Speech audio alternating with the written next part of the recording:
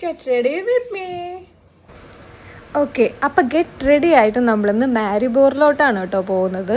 മാരിബോറിലോട്ട് നമുക്ക് ഇവിടെ നിന്ന് 2 ട്രെയിൻ കയറുകയും വേണം, 2 മണിക്കൂർ ട്രെയിനിനകത്ത് ഇരിക്കുകയും വേണം. സോ അപ്പോൾ ഇനി കുറച്ച് മാരിബോർ വിശേഷങ്ങൾ കാണാം. സോ നമ്മൾ മാരിബോറിൽ ഒന്ന് ചുമ്മാ കറങ്ങി.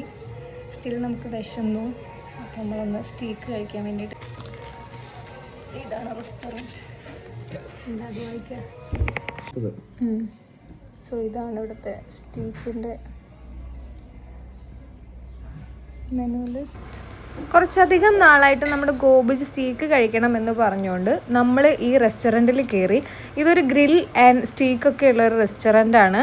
ഇതിൻ്റെ അകത്ത് നിങ്ങൾ കാണുമ്പം ഒരു പട്ടിക്കുഞ്ഞു പോലും ഇല്ലാന്ന് തോന്നും. ബട്ട് പുറത്ത് നല്ല തിരക്കുണ്ടായിരുന്നു. എല്ലാവരും ആ വെയിൽ കൊണ്ട് പുറം കാഴ്ചകൾ കണ്ട് അവിടെ ഇരിക്കുന്നു. നമുക്ക് വെയിൽ കൊള്ളാൻ താല്പര്യമില്ലാത്തതുകൊണ്ട് നമ്മൾ അകത്ത് തന്നെ. അങ്ങനെ നമ്മൾ സ്റ്റീക്കൊക്കെ ഓർഡർ ചെയ്തിട്ട് നമ്മൾ സ്റ്റീക്ക് വെയിറ്റ് ചെയ്തിരിക്കുകയായിരുന്നു. അപ്പോൾ റെസ്റ്റോറൻറ്റ് നല്ല കാം ആൻഡ് ക്വയറ്റ് ആൻഡ് ഭയങ്കര പീസ്ഫുള്ളായിട്ടും നല്ല റെസ്റ്റോറൻ്റ് ആയിരുന്നു.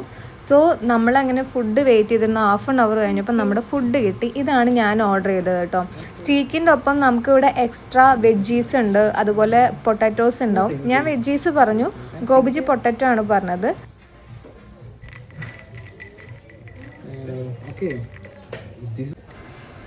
ഈ കാണുന്ന എന്നെപ്പോലൊരാൾക്ക് വയറ് നിറച്ച് കഴിക്കാനുള്ള ക്വാണ്ടിറ്റി മാത്രമേ അതിനകത്ത് ഉണ്ടായിരുന്നുള്ളൂ.